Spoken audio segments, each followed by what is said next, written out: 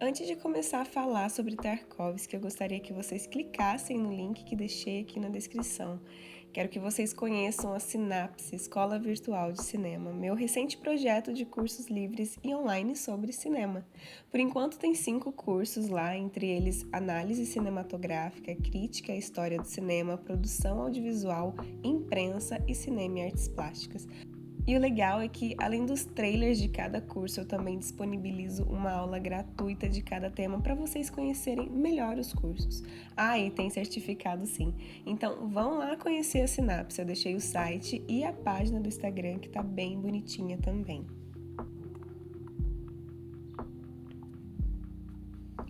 Se você quer de fato saber quem foi Andrei Tarkovsky, esse livro te dirá tudo, ou quase tudo, desse que foi um dos maiores poetas visuais do século XX. Esculpir o Tempo é o próprio Tarkovsky, nele estão suas teorias e pensamentos. Tarkovsky expressa seus pontos de vista sobre a natureza da arte e do cinema, é claro, e fornece também algumas dicas sobre seus filmes. Na introdução, ele afirma que escreveu esse material durante um período de anos e foi inicialmente inspirado a escrever por causa de cartas de fãs. É isso mesmo. Alguns fãs expressaram perplexidade ou curiosidade sobre o que Tarkovsky tentava comunicar em seus filmes.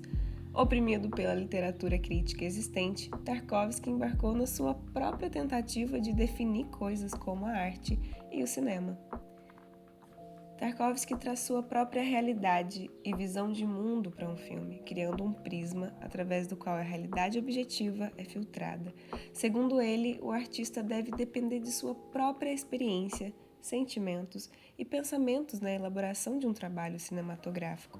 Ele diz que uma obra-prima cinematográfica é caracterizada por sua integridade orgânica com todos os elementos da imagem, ou seja, som, atuação, iluminação, seleção de filmagens, trabalhando em perfeita harmonia. Ele considera que o elemento básico do cinema é o ritmo. Ele traz seu próprio ritmo para uma imagem, assim como os assuntos fotografados, bem como a edição imposta sobre a filmagem. Tarkovsky diz que a realidade deve ser sempre a primeira virtude do cineasta. O artifício, na forma de representação teatral, intenção excessivamente simbólica ou literária, ou efeitos enigmáticos, deve ser sempre evitado. A mise-en-scène, o design de uma cena a ser filmada, deveria ser livre para ser realista e não fabricada.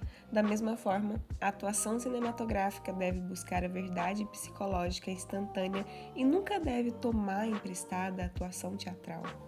Para ele, o cinema comercial e o cinema artístico, entra aí uma pequena polêmica, nunca podem ser os mesmos. Mas isso é porque o verdadeiro artista evita o dinheiro fácil do sucesso comercial para permanecer fiel à sua visão descompromissada. O artista não deve atender às expectativas percebidas de seu público, mas ele tem uma responsabilidade moral com seu público, que são aqueles que respondem ao seu trabalho. Essa responsabilidade moral assume a forma de compartilhar experiências pessoais e fidelidade ao eu, não importa o que aconteça. E no final de tudo, ele vai dizer que a arte, no sentido amplo, é espiritualidade. Procura despertar a espiritualidade do espectador, elevá-lo, fazê-lo sentir-se mais vivo. A nova onda russa começou durante o período pós-stalinista. Como vocês sabem, é caracterizada por filmes sobre a história nacional, a Segunda Guerra Mundial, dramas sociais e filmes poéticos. Falar de cinema russo soviético é discutir as conquistas da antiga e da nova escola de produção de filmes e pode-se facilmente começar comparando as obras e as teorias, é claro, de Sergei Eisenstein e o meu querido Andrei Tarkovsky. Sergei Eisenstein é considerado, se não o pai da montagem soviética, seu porta-voz mais articulado. A montagem soviética vê o movimento e o espaço como características distintivas do cinema em oposição ao teatro. A montagem define o modo como as imagens são cortadas e montadas.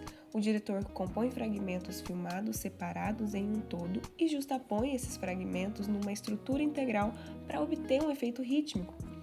Eisenstein considerou a montagem como a base do cinema de arte. A montagem da atração coloca objetos, ideias e símbolos em colisão para produzir uma resposta intelectual e crítica do espectador.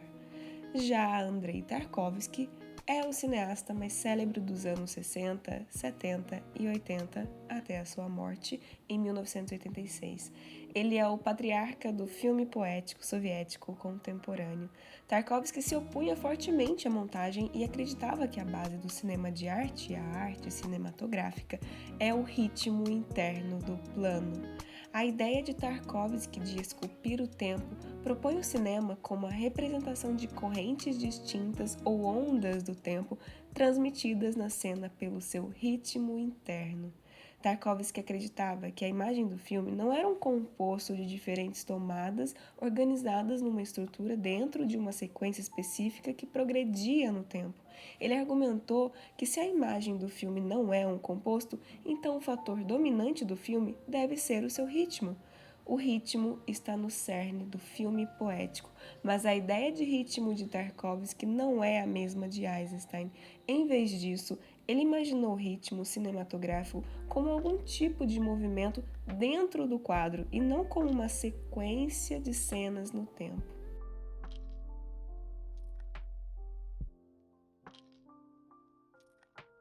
Portanto, a principal característica do filme poético é o processo de esculpir no tempo em oposição à montagem de atrações de Eisenstein.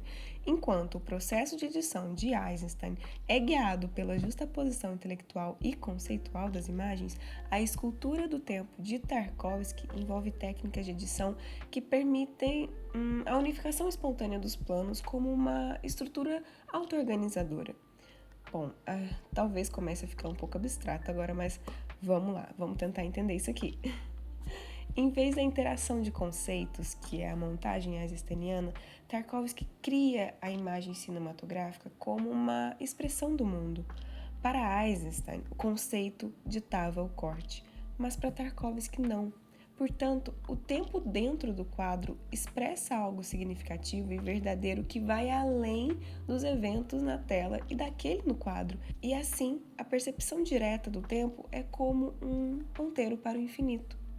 Enquanto a montagem de atração produz uma explosão de significados, despertando o espectador com o propósito de sugerir ideias e conceitos específicos, os ritmos do tempo de Tarkovsky ilustram uma maneira de ver a vida na sua essência, os movimentos da vida. Além disso, essa expressão poética do mundo material pode ir além da intenção do artista e ser recebida de maneira diferente por cada espectador, como se fosse um texto aberto, sabe? Tem um vídeo que eu falo sobre isso, sobre o Malik. Mas enfim, em 1974, Tarkovsky produziu um filme autobiográfico intitulado Zerkalo, Espelho, que foi criticado por ser labirinto em forma e parabólico por natureza. No final da década, Tarkovsky fez de Stalker, de 1979, uma ambígua alegoria de decadência filmada na Estônia, que foi lida por alguns como uma acusação da repressão do governo soviético à liberdade intelectual. É um filme assustadoramente sombrio sobre um escritor e um cientista que são guiados por um homem chamado Stalker em uma jornada através de um misterioso deserto chamado de Zona.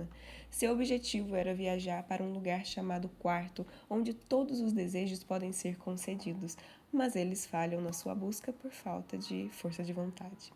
Pois é, em 1982 ele começou a filmar Nostalgia, na Itália, o meu filme favorito, um filme belíssimo em todos os sentidos. Em 1985 ele completou seu último filme, Sacrifício, na Suécia, mas vamos focar no filme O Espelho, porque talvez seja o melhor exemplo.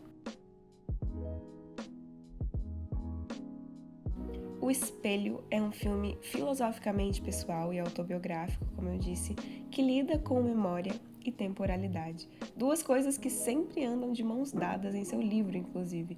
O filme investiga as histórias pessoais de seus personagens através de uma malha caleidoscópica de períodos de tempo interligados. A história se torna um espelho enigmático que reflete 3 níveis diferentes de temporalidade em que o tempo expressa um senso de unicidade universal. Há 3 períodos distintos que diferenciam o tempo nesse filme. O presente, por volta de 1975, o passado, do pós-guerra mundial, meados da década de 40, e outro passado, do pré-guerra mundial, ali por volta de 1930. No Espelho, Tarkovsky diferencia a história em categorias temporais e integra nelas as histórias pessoais dos personagens para expor os aspectos unificadores do tempo. Ele capta uma unidade temporal através de uma cinematografia sensivelmente onírica e mise-en-scène cuidadosamente estruturada, especialmente em seus tons de cor, textura de superfície e desenhos de som. Além disso, ele combina imagens de filmes desses períodos com a sensibilidade temporal de suas próprias tomadas, ou seja, ele corta filmagens de documentários com imagens temporais surgindo da sua própria edição. Este é o tipo de corte de tempo que ele usou para fazer seu filme de tese, O Rolo Compressor e o Violino, de 1960, que está em contraste com o estilo de montagem soviética desenvolvido por Sergei Eisenstein.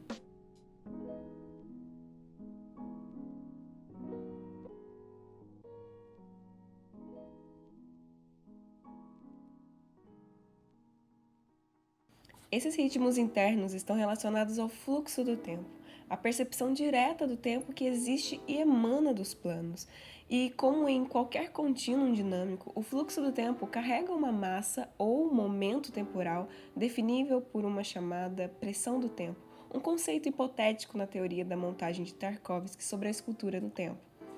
Tarkovsky explica que a edição não pode ser o elemento estrutural dominante de um filme, como os protagonistas do cinema de montagem soviética, Kuleshov e Eisenstein, sustentaram na década de 1920. Na visão de Tarkovsky, a estrutura teórica eisensteiniana da montagem da atração como uma forma de edição que reúne dois conceitos e gera um novo, não pode explicar completamente a natureza do cinema. Embora Tarkovsky tenha grande admiração pelos esforços pioneiros de Eisenstein, o tradicional cinema de montagem soviético só pode ser um subconjunto de uma teoria grandiosa do cinema. A teoria de Tarkovsky deriva da compreensão incompleta do tempo que existe na teoria de Einstein, cujos conceitos temporais são muito semelhantes à percepção indireta e ao tratamento do tempo na física newtoniana. Ok, vamos lá. Tarkovsky supõe que o tempo pode ser percebido diretamente no filme. Ele teoriza que o impulso do tempo, força temporal, energia, é equivalente ao material cinematográfico, matéria fílmica projetada na tela na velocidade da luz, análogo a E é igual a mc ao quadrado, e, portanto, é inerente a todo o plano. Tarkovsky acreditava que o objetivo final do filme não pode ser a interação de conceitos, porque a imagem do filme, especificamente a imagem do tempo, está ligada à concretude do tempo e à temporalidade da matéria, estendendo caminhos misteriosos para regiões além do infinito. Por essa razão, a poética do cinema, uma mistura de substâncias materiais básicas e cotidianas, é muito resistente ao simbolismo, no sentido tarkovskiano. Ele permite que as cenas separadas se juntem, digamos, espontaneamente, unindo-se de acordo com seu próprio padrão intrínseco de relações e articulações. O agrupamento das cenas cria a estrutura de um filme, mas não necessariamente o seu ritmo. O fluxo de tempo percorrendo as cenas cria o ritmo do filme. Além disso, o ritmo é determinado não pela duração dos planos, mas pela pressão do tempo que passa por eles. Portanto, a montagem só pode ser uma característica de estilo porque não pode criar esse ritmo de tempo, o elemento verdadeiramente dominante do nosso cinema moderno. Mas espera aí. Tá, ok, mas como a pressão do tempo se faz sentir num plano? Bom, parafraseando Tarkovsky com um toque deleuziano, o tempo se materializa quando há uma sensação de algo significativo e verdadeiro que vai além das situações óticas e sonoras na tela. Os eventos audiovisuais descritos na tela são apenas indicadores materiais de algo que se estende além da infinitude da imagem, o que Tarkovsky chama de ponteiros para a vida ou ponteiros para o infinito. O filme verdadeiramente real estende-se além dos limites de suas imagens sonoras, criando mais pensamentos, ideias do que conscientemente colocado ali pelo cineasta. Tarkovsky aplica rigorosamente a teoria da edição de tempo aos mínimos detalhes em seus filmes e consegue uma separação entre intenção autoral e participação do espectador. Filmes como Solaris e O Espelho exploram os elementos de memória, de tempo das histórias pessoais dos espectadores, permitindo que cada indivíduo desenvolva suas formas variantes de compreensão para o que ele percebe. A teoria de Tarkovsky parece ser uma construção cinemática complicada, mas não tanto. O que é difícil mesmo sobre o cinema de Tarkovsky é sua praxis. O espelho é estruturado pela interposição de memórias pessoais dentro de uma linha do tempo de eventos históricos significativos e situações socioculturais. O estilo de corte de Tarkovsky tende a manter as temporalidades históricas separadas, mas de vez em quando ele permite que elas coexistam no mesmo espaço diegético e às vezes na mesma cena.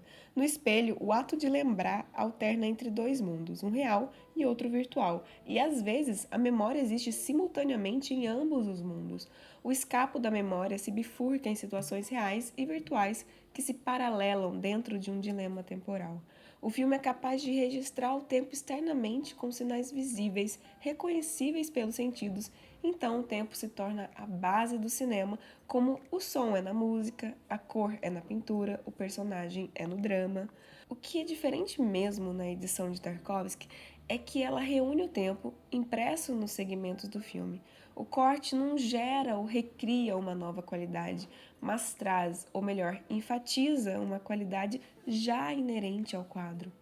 O senso de tempo de Tarkovsky está relacionado à sua percepção inata da natureza. Seu estilo de edição é ditado pelas pressões rítmicas nos segmentos do filme. Sua assinatura autoral vem de seu estilo de edição e é a marca de suas atitudes em relação à concepção de cinema e filosofia de vida. Seus filmes de arte são formados por processos orgânicos e são próprios organismos vivos com seu próprio sistema circulatório. A montagem de pressão de Tarkovsky representa a sensibilidade de um autor, seu estilo cinematográfico e sua filosofia pessoal. Os filmes de Tarkovsky formam um cinema de imagens-pensamento.